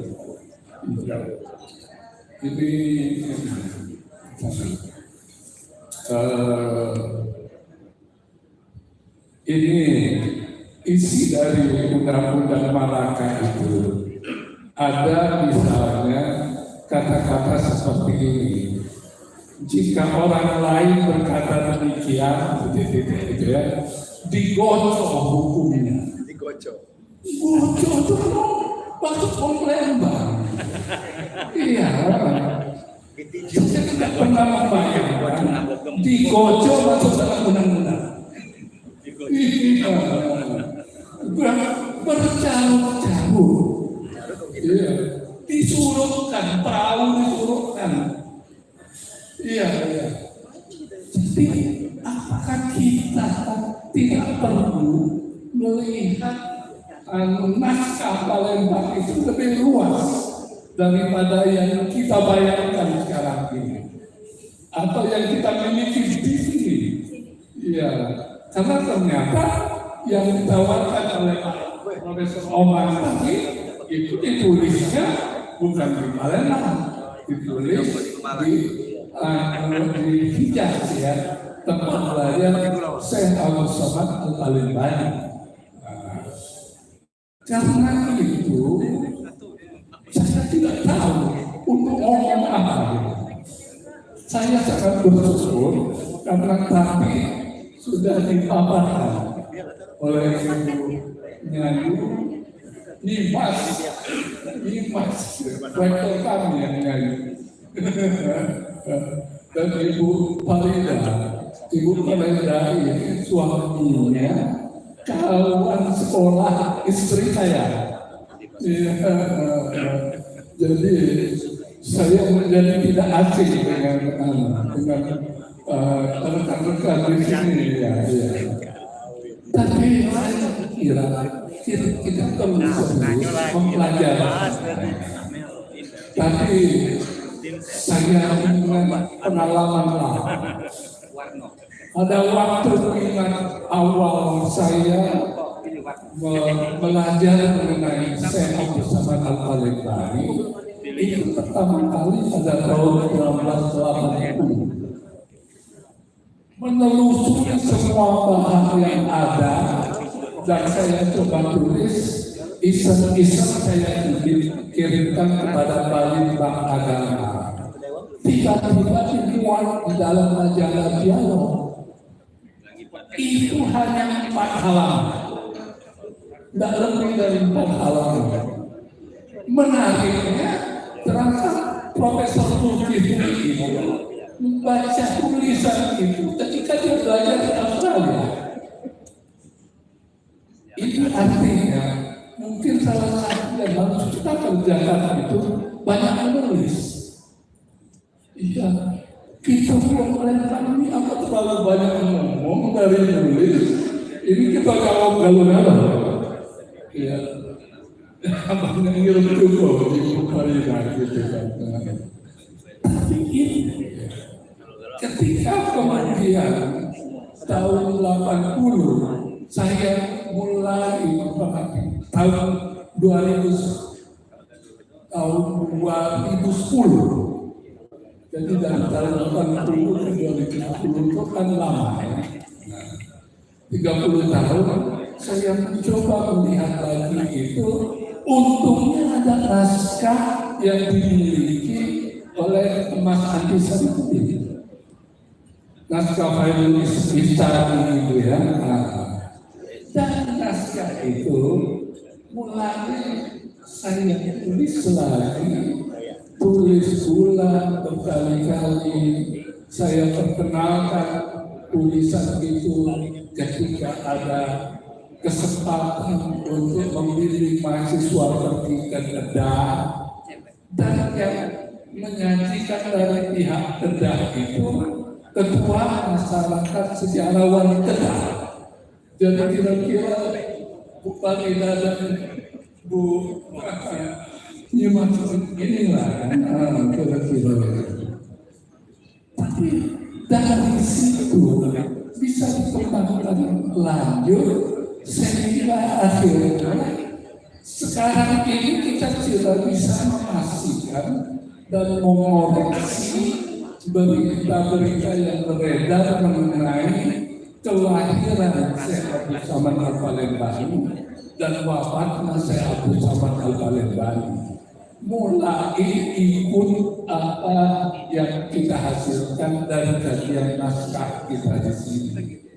Saya berharap betapapun kita memiliki keterbatasan, kalau ada tekad kolektif untuk terus-menerus mengembangkan naskah-naskah yang menjadi semacam memori kolektif kita bersama, kita bisa mencapai sesuatu yang lebih baik daripada sekarang ini. Saya kira sebagai orang tua saya cukup sampai di sini, Bu ya. Mudah-mudahan bisa jadi pikiran bersama kita. Wassalamualaikum warahmatullahi wabarakatuh.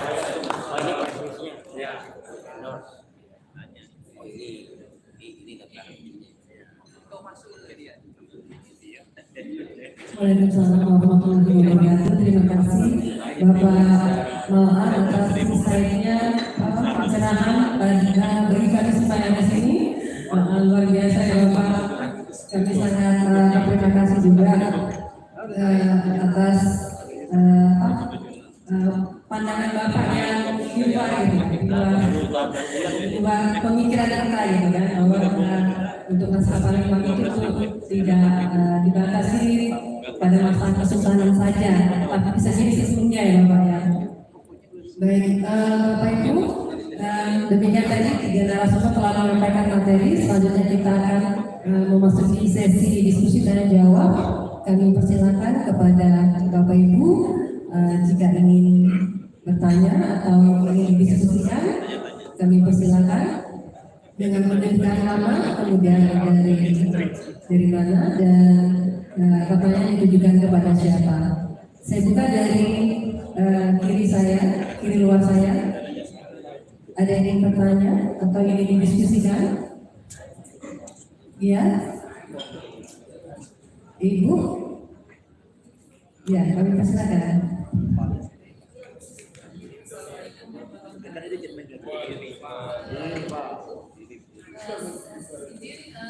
Saya lupa dari Dinas Kebudayaan. Sebenarnya saya yang sebagai Bapak Palembang. Jadi saya sangat tertarik dengan yang Bapak bilang terkait Palembang. Di Palembang ada Pak, kayaknya kita kurang menghargai orang Islam Pak. Waktu itu sedih sih sebenarnya saya cerita Pak. Karena waktu saya ke Alhamdulillah kebetulan dapat kesempatan ke Singapura Pak. Di sana para suara itu sangat dihargai Pak. Terutama waktu saya berkunjung ke Singapura di Singapura Center, mereka bercerita tentang bagaimana para suara itu datang dari Palembang ke Singapura sampai ada kita Melayu Pak. Melayu dan saya kok kita terkait literasi para suara itu sangat unik sekali. Jadi kami harap ke depan dengan adanya konvensi ini atau sosialisasi ini bisa mengingatkan kembali apa pesan yang pada Bapak di masa lalu. Mungkin itu saja Pak, terima kasih. Terima kasih Bu. Itu lebih kepada ya, apresiasi ya Bapak. Kemudian di sisi kiri dalam, kami persilakan. Ada yang ingin didiskusikan atau ingin ditanyakan kepada para narasumber? Wakil ke Robi. Iya, silakan. Assalamualaikum warahmatullahi wabarakatuh. Besok ya, mudah-mudahan masuk dulu. Saya belakangan. Ini tadi saya dapat beberapa tapi ini lebih ke arah apa ya? Pertama soal hukum Melayu yang Ibu Umi sebut tadi, ada bagian yang katanya ada kemungkinan dibuat di Palembang karena menyebut Palembang di situ. Itu menginginkan kami pada undang-undang tajam tanah atau naskah tajam tanah yang katanya ditulis oleh Puja Ali di Paseban di Palembang. Suaranya kurang jelas Bapak. Tapi banyak daerah. Wajahnya Itu yang penting. Sudah malam Ibu, kalau terlalu susah banyak yang angkat ya. Jadi soal yang Ibu Umi Kulsum bilang tadi, soal ada undang-undang Melayu yang menyebut nama Palembang, Darussalam, ada nama Siak, ada Bintan juga kalau salah, dan ada indikasi bahwa undang-undang itu dibuat di Palembang sesuai dengan paparan Ibu tadi ya.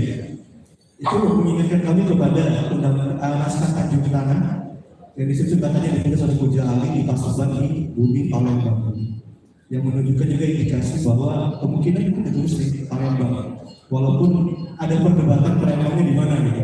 Teman-teman di Jambi, teman-teman itu di Jambi gitu. Kita di Palembang ya sering-sering aja gitu deh, karena kotanya benar-benar Palembang dari sini gitu. Tapi itu perdebatan itu. Nah, saya kan hanya sebagai penikmat hasil penelitian dari teman-teman Marasa, dari Pak Wahyu, saya sering baca Bu Umi, Bu Farida, dan teman-teman yang lain yang Pak Oman, saya follower Pak Oman di Twitter, Narisa udah 4 tahun 5 tahun ya, gitu. Jadi saya sering menanyakan film ini, manuskrip ini, harapannya adalah karena ini tadi ada yang menarik sambungan antara Tanjung Tanah yang dianggap naskah Melayu paling tua ya, dengan yang undang-undang yang kita bahas ini, apakah mungkin nanti ada teman-teman dari Mahasa yang khusus mencurahkan waktu? Di sini juga ada murid-muridnya Bu ya, yang datang yang mungkin mau Pak Afan Mas Afan mungkin yang mau meneliti ke situ itu. Jadi ini akan sambungannya ke Bu Ulfa tadi untuk menegaskan bahwa Palembang ini hulu Melayu bukan cuma karena 3 raja-raja Melayu yang pokok itu munculnya di Bukit Seguntang, tapi juga hukum-hukumnya kemungkinan ada di sini juga awalnya, lalu menyebar di bawah lagi. Mungkin ya, ini baru imajinasi saya, tapi itu kan perlu pembuktian. Dan karena saya bukan di bidang itu, ya mungkin pembuktiannya ada bisa dibantu lewat teman-teman yang pakar di bidangnya.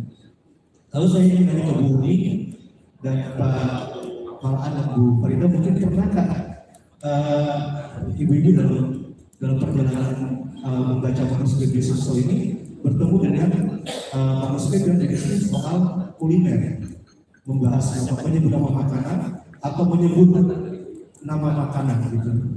Karena misalnya di Malaysia ada Abdullah bin Abdul Qadir Bunci, dia bikin catatan perjalanan tahun 18 sekian, 23 atau 23. Dia menulis buku Terengganu, dia di Jambu warga makan tempoyak gitu. Nah ini kan menarik ya, jadi itu membuktikan bahwa tempoyak itu udah lama adanya kayak gitu. Jadi, nah kemarin saya ngobrol sama kasus soal naskah Perang Menteng. Di Perang Menteng ada kata Surabi, karena dia hendak berima I semua dalam bagian itu. Nah ini menarik, kenapa dong pilih Surabi? Yang di Palembang hari ini tidak terlalu populer katanya gitu kan. Apa orang lebih pakai di Palembang sekarang? Kenapa dia pakai Surabi? Kenapa dia pakai Malbi gitu? Apakah karena Malbi belum ada waktu itu? Atau Malbi kurang populer dari Surabi? Gitu, kurang lebih begitu. Maaf kalau terlalu panjang. Terima kasih. Wassalamualaikum warahmatullahi wabarakatuh. Waalaikumsalam. Saya buka untuk Bapak di sebelah kanan, boleh?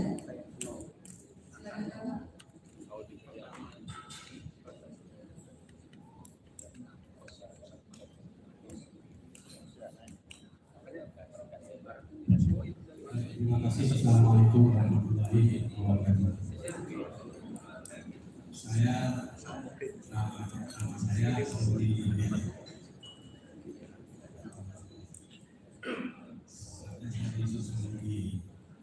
Jadi ilmu itu membutuhkan sumber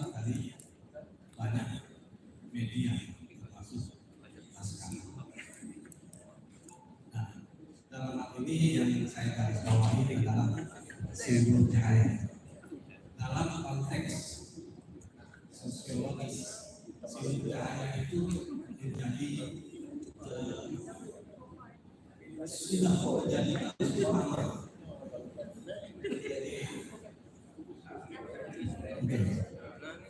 Sudah menjadi arus utama dalam konteks sosiologis, dia menjadi grand naratif, narasi besar yang ada di dalam masyarakat pada masanya dan beroperasi dalam akal pikiran. Jadi tepat tindakan kolektif. Jadi beroperasi dalam kesadaran sehingga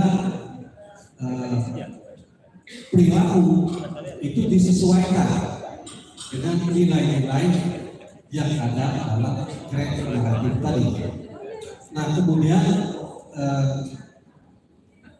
saya kira kita sepakati bahwa simbol cahaya itu salah satu ya, naskah yang akan kita prioritaskan untuk diajukan ya, di samping naskah-naskah lainnya.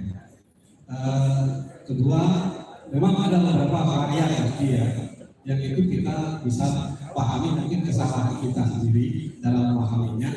Misalnya kita sebagai grand naratif dia sangat akrab dengan masyarakat, tapi kita pada masa sekarang juga karena keakraban yang menyapa kita seolah-olah kita sudah benar baik, padahal ada hal-hal yang kita lupakan. Misalnya dia ditulis sebelum bahasa Indonesia terbentuk. Kosakata yang ada di sana diucapkan dalam bahasa sebelum bahasa Indonesia terbentuk. Nah kita banyak terlena menganggap itu bahasa Indonesia sekarang. Itulah kita baca. Sehingga pemahaman pemahaman kadang-kadang banyak. Misalnya tadi satu pasal 18 yang tadi kita dari kalau bujang senggol menang gadis atau randa narugawi namanya dia kena hilang 2013. Itu bahasa Indonesia pun. Tapi kalau dibaca dengan bahasa Indonesia itu akan sulit. Kalau kita baca dengan konteksnya itu, maka lebih mudah memahaminya. Kalau tidak, senggol, tangan ganti seseorang lalu kali namanya. Nah, jadi peristiwa itu dikasih label atau menjadi kasus. Jadi dengan menyebut si A lalu kali itu sudah tersimpul di pasal ini. Dia senggol atau tangan. Nah, jadi aspek itu juga perlu kita sadari kembali dalam membaca simbol cahaya.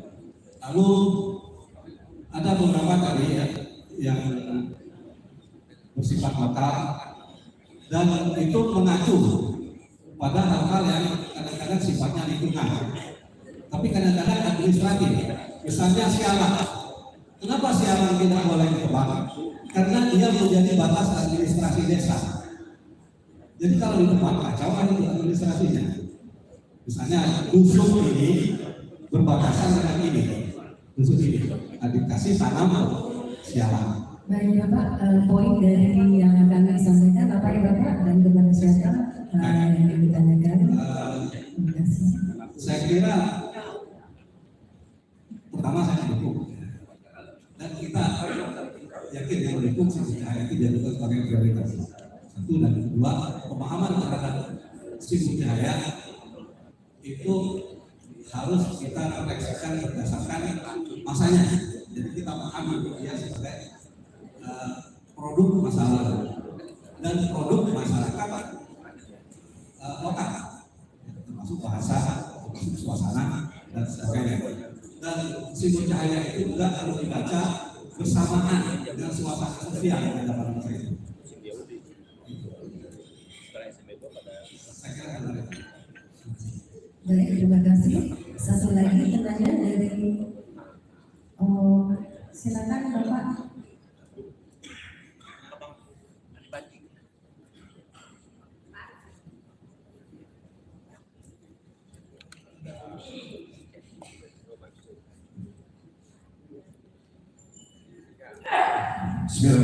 Assalamualaikum warahmatullahi wabarakatuh. Langsung saja poin karena waktunya sudah terbatas. Membahas tentang undang-undang sipil cahaya. Ada satu kata yang memang saat ini sudah jarang kita dengar, Pak Alan, Bu Farida dan Bu, yaitu tentang penjalin. Nah, di situ ada kata-kata kepala dusun dan banyak di marga itu memakai kopiah penjalin. Kan menarik ini Pak. Pertanyaannya, kopiah penjalin itu yang bagaimana? Penjalin, ya katanya penjalin. Sementara kalau kita searching di Google, kalau kita ketik kata penjalin itu artinya rotan. Di tradisi kita kan sangat jarang melihat kita memakai kopiah rotan. Nah, ini yang harus kita gali sebenarnya dari undang-undang sipil cahaya ini. Yang beredar itu malah kopiah asam. Kopiah asam dari tanaman asamnya juga yang banyak beredar, yang sekarang lebih ke menjadi kerajinan khas Bangka. Karena dulu di Palembang di Sumatera Selatan. Nah, kalau kita searching lagi di Google, kopiah penjalin ini yang dibuat dari bambu, anyaman bambu yang halus-halus itu justru ada di Kalimantan. Berkembangnya sekarang ini. Palembang sendiri yang memang tegas-tegasnya ada di undang-undang sipil cahaya itu nggak kelihatan gitu. Terus ada kan pendukung lain, apakah memang ini ciri khas kita atau pakaian tradisional kita? Ya pernah ada pendapat dari Mas Andi dari Bude waktu di diskusi di grup itu katanya kemungkinan besar pakaian sultan, hanya sultan. Tapi di undang-undang sipil cahaya ini jelas dipakai oleh kepala dusun dan pegawai dan seterusnya. Jadi pejabat harusnya di elit tradisional kita. Nah ini menarik Pak. Saya berikan lempar pertanyaan ini mungkin Pak Malan bisa jawab atau Ibu Farida atau Ibu. Kalau pun tidak bisa menjawab, yang menjadi PR kita bersama. Terima kasih, saya Mas Andi Banji, sejawat Bapak. Assalamualaikum warahmatullahi wabarakatuh. Waalaikumsalam warahmatullahi wabarakatuh. Terima kasih Bapak Ibu yang sudah berdiskusi di sini. Ada Ibu Lupa terkait dengan para pesuara ya. Dia ada Bapak Kiai Haji Muhammad Abdul. Yang silakan apa menanggapi dari Ibu Lupa tadi. Kemudian terkait dengan pertanyaan dari Pak Robi, kemudian Pak Saudi Berlian dan Pak Arif Arif mungkin kepada Ibu Umi dan Ibu Farida.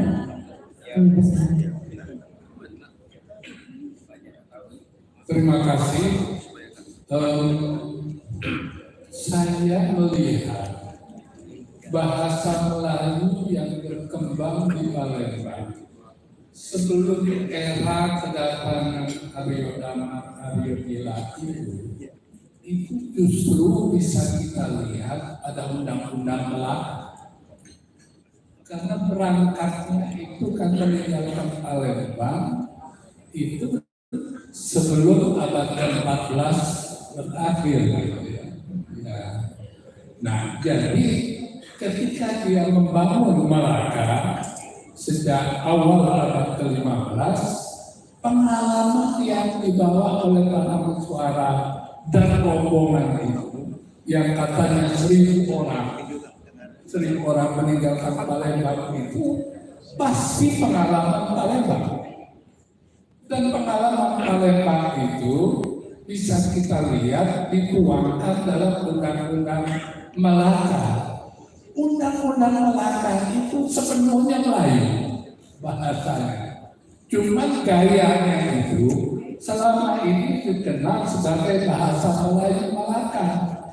Ini yang saya kira perlu kita lengkapi bahasa Melayu Melaka dari Palembang. Sebab banyak sekali bahasa Palembang. Sedangkan bahasa yang digunakan oleh Undang-Undang Sipil Cahaya sudah banyak campuran bahasa yang dibawa dari generasi keraton yang datang dari Jawa. Sehingga kita harus menafsirkannya juga dengan cara seperti itu. Menarik bahwa ternyata di Undang-Undang Melaka itu perhatian tentang bahasa yang harus digunakan dan tidak boleh digunakan itu cukup jelas.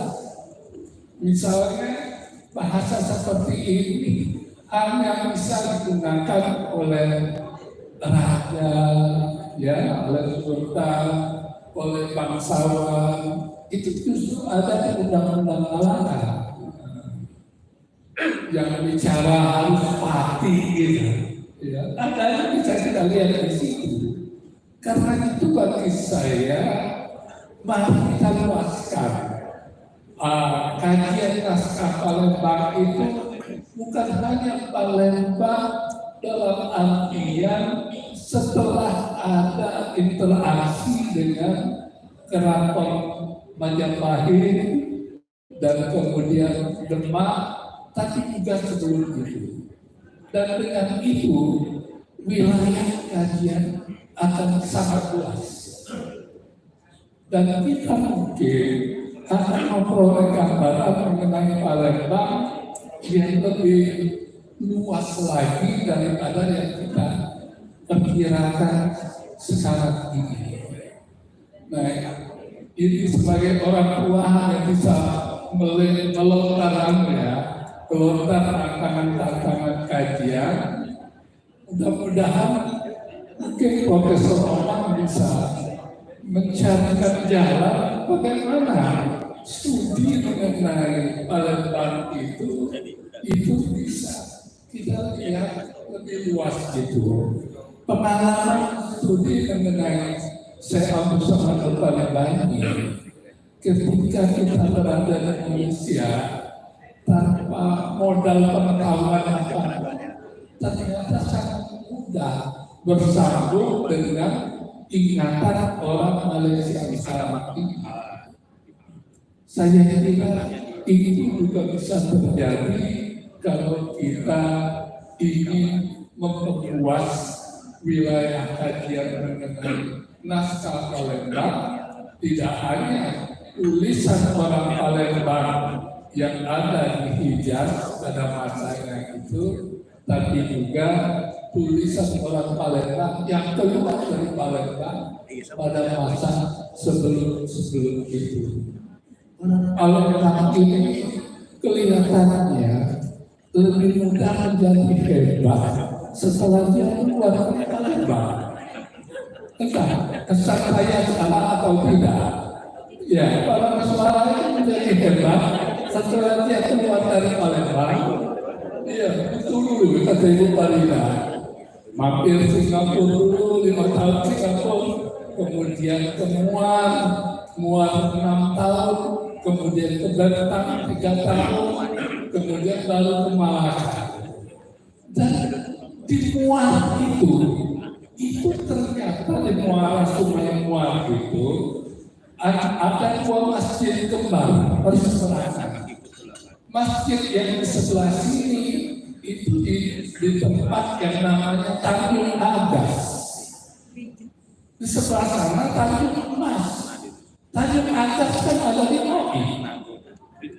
Tanjung Emas ada di Oki. Iya, zaman dulu lah ya. Ya, sekarang terkesan ya. Ya. Dan sekarang tempat itu dikembangkan menjadi tempat wisata dengan memberikan semacam penjelasan, misalnya bagaimana para suara mampir ke situ. Apakah bisa kita itu melakukan hal yang sama?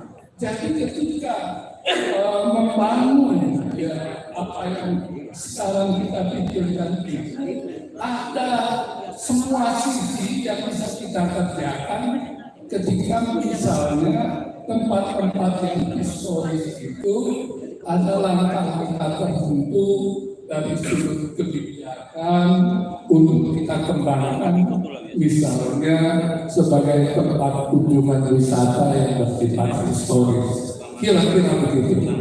Terima kasih. Terima kasih Bapak Malang. Selanjutnya pada Ibu untuk dapat menanggapi pertanyaan dari Bapak Almi, kemudian Pak Saudi dan Bapak Almi. Terima kasih. menanggapi pernyataan dari teman-teman sekalian mengenai kejadian di dalam kita Sugati ya kata-kata itu padahal bahasa kita itu apa banyak. Nah tentunya gini dalam penulisan syair saya ingat mata kuliah balaghah bukan balaghah. Ini kok kalau ini ahli selanjutnya. Jadi gini, dalam tulisan syair itu kan ada unsur wazannya ya. Dia harus mengikuti wazan kofi atau takdir gitu. Jadi dia harus mustaqilun fa'ilun. Jadi dia mengikuti wazan dalam kita itu apa ya? Rumus ya.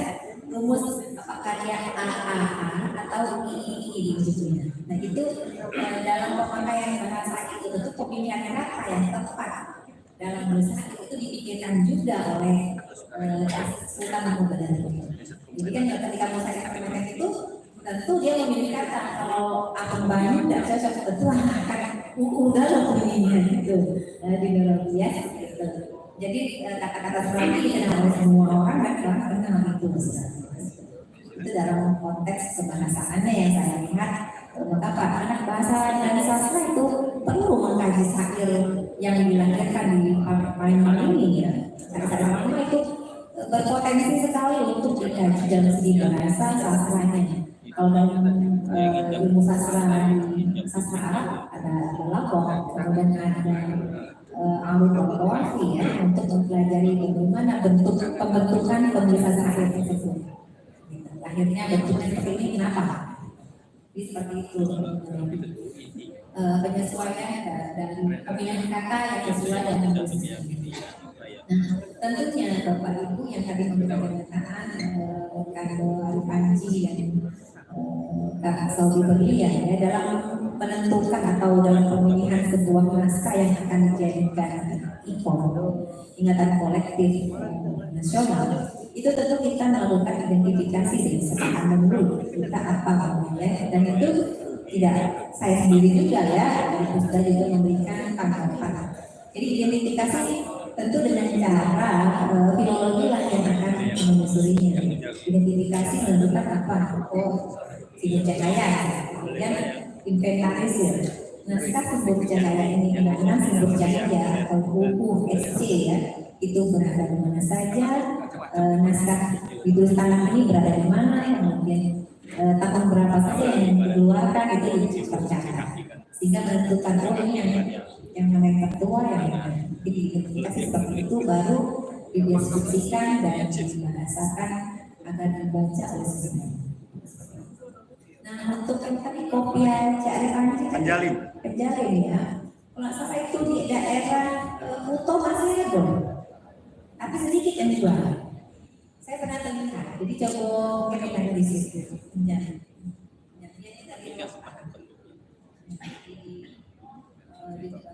Di kopian. Mungkin bisa jadi tanggapan dari saya, Bu Nurada. Baik, terima kasih. Selanjutnya kami persilakan kepada Ibu Dr. Farida untuk dapat menanggapi pertanyaan dari Bapak Saudi Berlian dan Pak Arifani dan juga Pak Abi dari sisi sejarahnya ya. Silakan. Nah, terima kasih. Menarik ya. Begini, dengan pertemuan seperti ini hal-hal yang tidak terpikirkan jadi terpikirkan ya, seperti penjelasan Pak Kiai tadi, inspirasi kita masalah undang-undang bahas seperti itu. Oh ya ternyata seperti itu kan. Banyak hal yang menggelitik. Terus pertanyaan dari Adinda lebih dari soal makanan ya, kira-kira ya kalau bermalam begini kalau soal makan tuh mau aja ceritanya. Jadi Palembang itu kan memang sangat kaya dengan kuliner. Tapi kalau kita bahas lagi nanti saya takutnya semakin malam ya. Kata Pak Kiai ini caknya masih banyak ya nggak bertanya nanti menarik kan. Nah seperti itu. Tapi itu juga jadi menginspirasi bahwa itu perlu digali ulang seperti itu. Untuk Pak Sodi, terima kasih banyak ya buat saya itu luar biasa. Saya sudah katakan tadi bahwa saya terbuka menerima masukan-masukan baru, itu sangat menarik. Hanya kalau dikatakan itu sebagai pembatas, saya belum menemukan. Mohon sedikiranya untuk memberikan data tentang posisi kayu syarat itu sebagai pembatas. Karena kalau di dalam naskahnya sendiri itu tidak ada begitu ya, tidak ada penjelasan ini apa. Jadi kita coba menafsirkan. Artinya dengan data yang disampaikan tadi, mohon kiranya Susi untuk memberikan datanya seperti itu, apakah itu bentuknya arsip atau apa, saya kurang paham ya. Terus untuk saudara kita Mas Ari, tadi saya paham soal itu, saya kurang paham soal yang umumnya itu, tapi memang ya di dalam masyarakat kita itu kopiah itu menjadi simbol, sampai pinggiran itu juga warna dan lain sebagainya. Bahkan kalau di masa kesultanan itu tempat duduknya sultan yang berwarna merah itu juga punya makna, dayungnya sultan itu juga ada maknanya. Jadi semua itu punya makna yang saya yakini bahwa semakin aktif sebuah budaya, sebuah produk kebudayaan menunjukkan bahwa bangsa itu sudah semakin maju. Untuk ukuran masanya itu yang membuat kita merasa bangga, dan hendaknya generasi yang akan datang juga bangga untuk terus melestarikan budaya tersebut.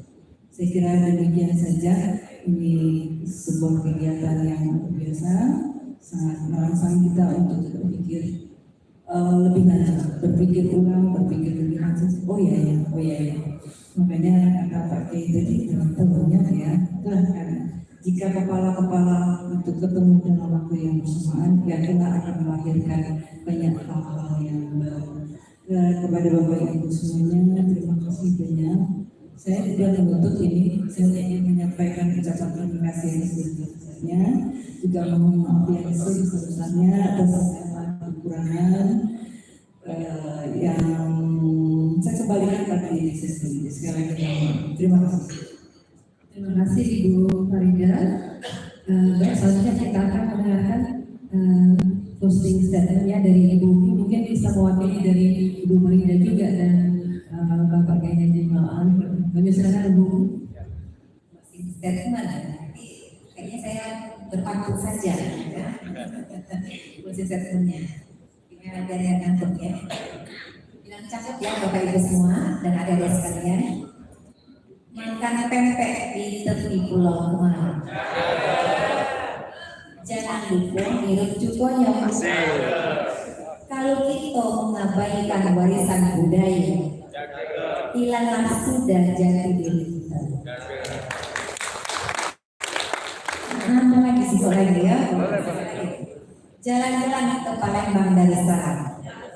Jangan lupa makan pempek dan modelnya. Makan lagi, sudah malam makan lagi ya. Naskah kuno isinya banyak pengetahuan.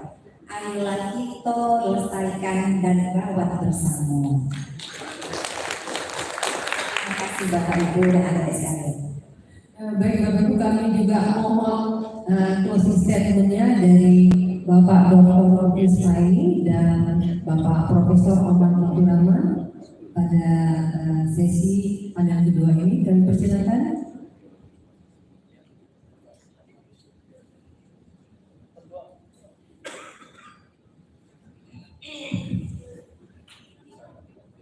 Ya, Assalamualaikum warahmatullahi wabarakatuh. Apa yang disampaikan oleh tiga pembicara, satu hal yang luar biasa. Sebenarnya sangat banyak yang saya tidak tahu dan baru hal ini saya tahu. Nah, hal yang penting saya ingin sampaikan adalah bahwa pekerjaan kita ke depan itu masih sangat panjang sekali, karena kita tidak hanya sampai berhenti kepada memberikan kesadaran pada ekonomi saja, mengingatkan kolektif ini saja. Tetapi setelah kita semua sadar tentang ingatan kolektif, itu apa yang kita harus lakukan pada generasi yang akan datang. Yang sangat penting ialah bahwa anak-anak muda sekarang, cucu saya pun sekarang, itu tidak sepaham dengan saya mengenai pandangan dunia dan pandangan sejarah. Bahkan mungkin dia tidak senang sejarah. Nah, karena itu pekerjaan kita sekarang, jangankan memberikan kepada anak-anak untuk membaca literatur yang ada sekarang, itu sudah sangat sulit. Apalagi memintanya untuk membaca naskah, itu sangat sulit. Karena itu pekerjaan yang menjadi pekerjaan sangat penting bagi kita sekarang.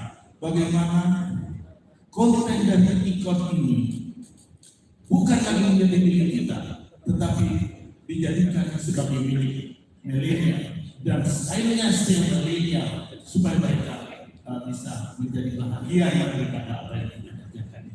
Kita jangan memaksakan mereka, tetapi buatlah mereka supaya merasa bahwa ini adalah milik. Jadi saya pikir itu pekerjaan yang sangat panjang sekali. Ibu Farida, Bu Dimas mungkin sudah tidak ada lagi ketika ini semua terlaksana. Dan saya kira pekerjaan yang panjang kita. Sekali lagi kita jangan mengeluh-eluhkan pekerjaan ini, karena ini bukan hanya untuk pekerjaan sekarang, tapi untuk masa depan. Terima kasih. Terima kasih Bapak Dr. saya. Kami persilakan kepada Profesor Omar Paparano.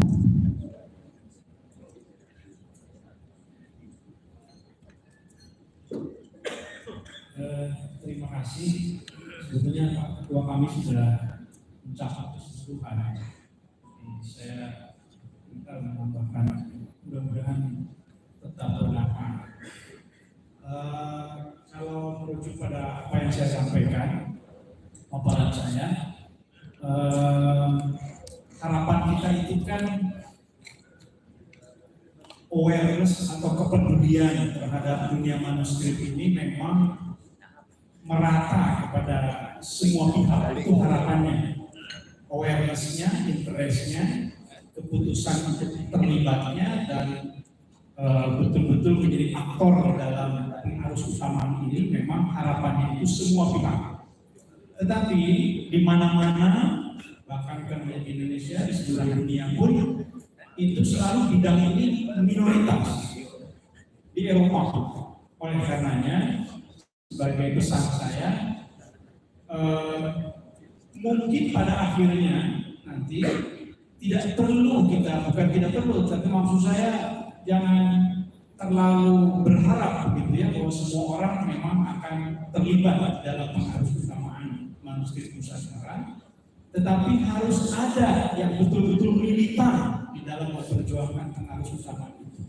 Tidak perlu setiap orang itu betul-betul mengkaji manuskrip, tapi harus ada orang yang militan mengkaji manuskrip. Tidak perlu ada komunitas, semua komunitas katakanlah di Palembang itu ikut bersosialisasi manuskrip, tapi harus ada komunitas yang militan di dalam mengarus utamakannya. Dan terakhir, tidak perlu semua lembaga itu mengharus utamakan manuskrip, tapi harus ada satu minimal lembaga yang militan di dalam mengharus utamakan manuskrip. Dan itu adalah kita yang ada di ruang itu. Terima kasih. Assalamualaikum warahmatullahi wabarakatuh.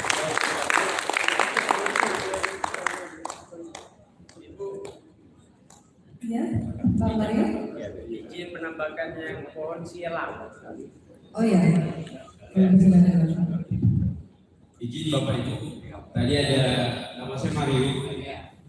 Tadi ada yang tentang sialang atau pohon sialang. Kebetulan tahun 2000 saya mengunjungi air terjun tebing sialang di Tanjung Sakti Bumi. Boleh dilihat itu tulisan saya di Seribu. Nah, ternyata pohon sialang itu ada pohon yang kalau diameternya bisa sampai 6 meter, tingginya bisa sampai 50 lebih. Nah, kemudian di pohon sialang itu hidup maju paling banyak.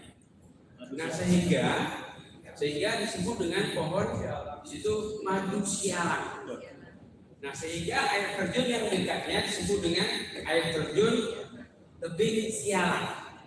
Jadi mungkin Bapak Ibu di sini tidak bisa melihat pohon sialang, tapi kami di Lahat, di Tanjung Sakti dan sekitarnya dapat melihat. Kalau mau, ayo pergi dengan saya ke Tanjung Sakti, kita lihat pohon sialang. Terima kasih. Assalamualaikum warahmatullahi wabarakatuh. Waalaikumsalam. Terima kasih Pak Mario atas informasi yang diberikan kepada kami semua. Baik Bapak Ibu yang kami hormati, tentunya tadi sesi kedua panel kita pada malam hari ini. Setelah mendengarkan materi yang disampaikan oleh para narasumber dan juga melalui diskusi, kita dapat mendapat pencerahan ya, pemahaman kita terbuka terkait dengan potensi naskah daerah yang ada di Palembang, terutama undang-undang kita Cipta. Kami ucapkan terima kasih kepada narasumber yang telah hadir pada malam hari ini, Ibu Dr. Umi, Ibu Dr. Amida, Bapak Mahan Abdullah. Terima kasih telah berkenan hadir, menyempatkan diri berbagi ilmu pengetahuan kepada kami semua yang ada di sini. Semoga ikon dari Provinsi Sumatera Selatan ini dapat segera terwujud ya Ibu Umi, mudah-mudahan sibuk cahaya ya, insya Allah. Baik, demikian Bapak Ibu.